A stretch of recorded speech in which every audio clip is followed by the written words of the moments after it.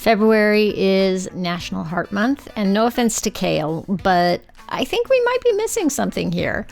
Loneliness has been linked to increased risk of heart disease and stroke, dementia, premature death. If we can't sit compassionately with ourselves, being in a room full of people is not going to fix the loneliness.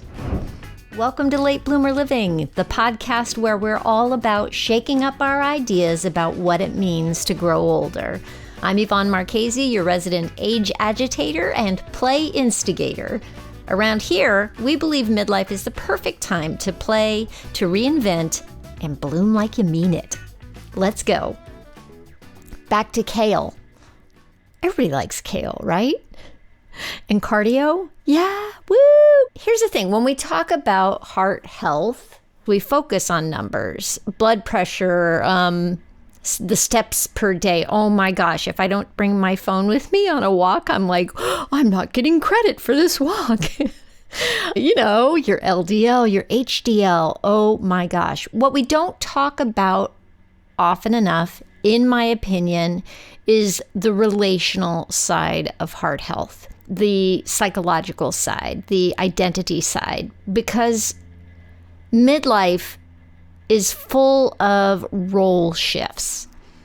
You've got shifts in parenting, wherever you're at in the process on that, career pivots, divorce, menopause, retirement, and frankly, losing people we love. Yeah, that starts to happen now, doesn't it? When roles shift, our identity shifts. And when identity shifts, our sense of belonging can get wobbly. I've been feeling this way in my own life lately. I recently lost a friend to cancer. She was a bright, shining light in this world, one of the best people I've ever known. And in the middle of that grief, something unexpected happened. I found myself in a couple of long conversations with old friends. And it was so great to just talk to those friends. And yeah, the conversations don't get rid of the grief necessarily, but they soften it a little bit. And also, with everything happening in the news right now, the heaviness, the uncertainty, talking to friends about it has helped me to process instead of spiral. It's a way for me to get off the doom scroll and actually talk to a human being. Connection regulates us, and science backs that up. In 2023, Dr. Vivek Murthy, he was the Surgeon General at that time, he issued an advisory calling loneliness and social isolation a public health crisis. He said that loneliness is more than just a bad feeling. It harms both individual and societal health. And some research even compares chronic loneliness to smoking up to 15 cigarettes a day. That's crazy. That's not poetic language. That's public health language. Loneliness has been linked to increased risk of heart disease and stroke, dementia, premature death. So connection isn't just emotional, it's biological. But before I go further, here, I just want to be clear. Loneliness is tricky. You can feel lonely even when you're with other people. You can be at a dinner table surrounded by family, on a Zoom call, at a party, in a marriage, in a career, in a community, and you can still feel unseen. And loneliness isn't just about physical isolation. Sometimes it's about disconnection from yourself. If we don't feel safe with ourselves, it's very hard to feel safe with others. And this is where self-care comes in. Self-care that is not selfish. I just want to repeat that. Self-care is not selfish. And I'm not talking about the Instagram version of self-care, not bubble baths or massages or, I don't know, getting your nails done. It's not always candles and spa days, you know? Sometimes self-care is turning off the news, putting down your phone. Yeah, going for a walk without your phone. Oh my gosh, but what about my steps? It can be saying no to something that drains you, doing something that makes absolutely no sense, but makes you happy. Letting yourself rest without having to earn it. That's self-care.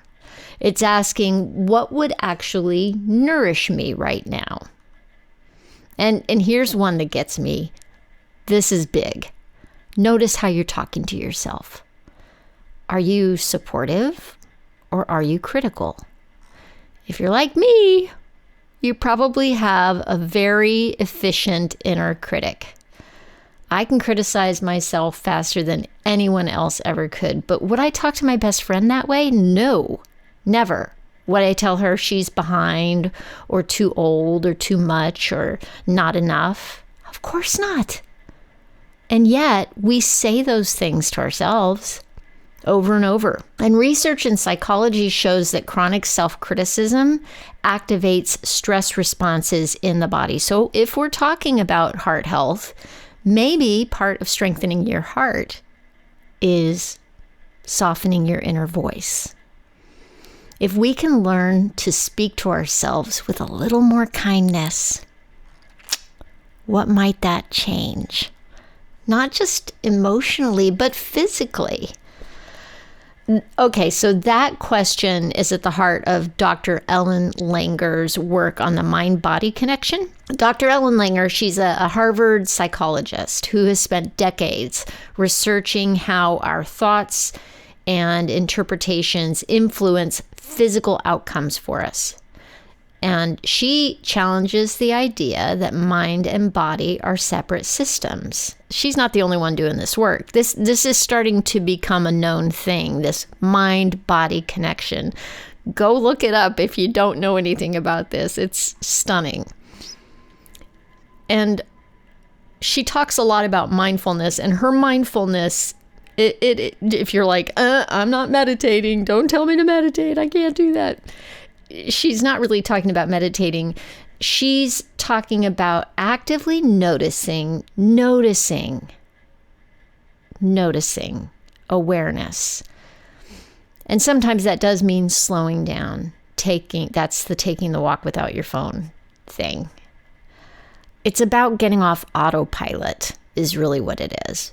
Because as our roles shift here in midlife, it is easy to go into autopilot or just stay in autopilot and not know why what we used to do doesn't fit anymore. Noticing, staying curious, can shift how our body responds to stress. Every time I find myself, okay, let's say I'm anxious, I'm having an anxious moment.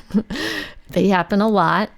And if I can just stop for a minute and go, oh, look what I'm doing. I'm having some anxiety right now. Just noticing that. And then getting curious. Okay, why am I anxious? Get curious. Curiosity can lead you down a whole thing. And then suddenly you're less reactive and you're more about noticing and evaluating. So it's not about toxic positivity.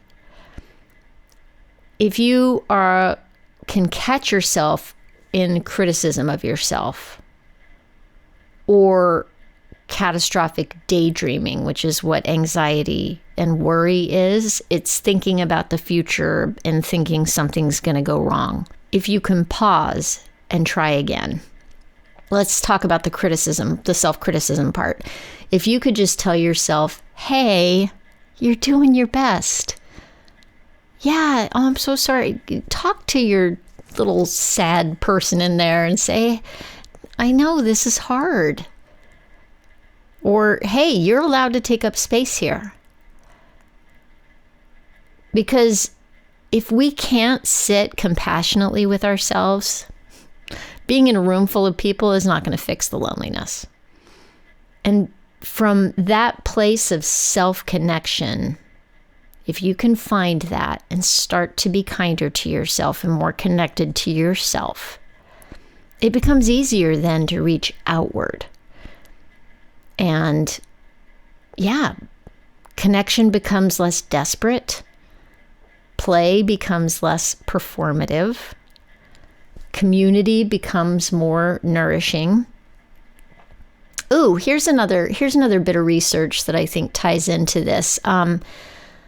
There's Yale researcher Dr. Becca Levy, and her research found that people who hold more positive beliefs about aging live an average of 7.5 years longer than those who hold more negative beliefs. 7.5 years. True story. Studies have been done and replicated. And she also found that negative age stereotypes can increase cardiovascular stress. Crazy. Mind-body connection. There it is again. In other words, what we believe about this stage of life, it doesn't just shape our mindset. It can shape our physiology. It can affect our health. Here's a great example. So I have the age agitators community, and I meet up with these women regularly. And every time I have conversations with my community, I leave those conversations feeling lighter than when I went in and more energized. And frankly, sometimes I'm like, oof, okay, do I have it in me to do this today? And every single time I do it, I end up richer. I'm richer than I was when I entered that conversation. Also, when I produce this podcast and I reach out to a new person to be a guest on the podcast and I meet them and I get to know them, I feel expanded. And suddenly there's living proof in front of me that it's never too late to do something new, because those are the people I tend to talk to, right? Also, when I go roller skating or paddleboarding, which takes some effort, the minute I start the activity, I feel light and free. When I try something new or something I'm not particularly good at, like shuffle dancing, when I laugh with someone, my heart feels different. I feel lighter. Time goes faster. Research shows that play reduces stress hormones and supports bonding, and even correlates with healthier cardiovascular health. Did that sentence make sense? Yeah. Anyway, play is healthy for you. Let's just break it down, right? It creates connection without pressure. Even if you're playing by yourself, you're connecting to yourself. And then you've got juice to go out and connect with other people.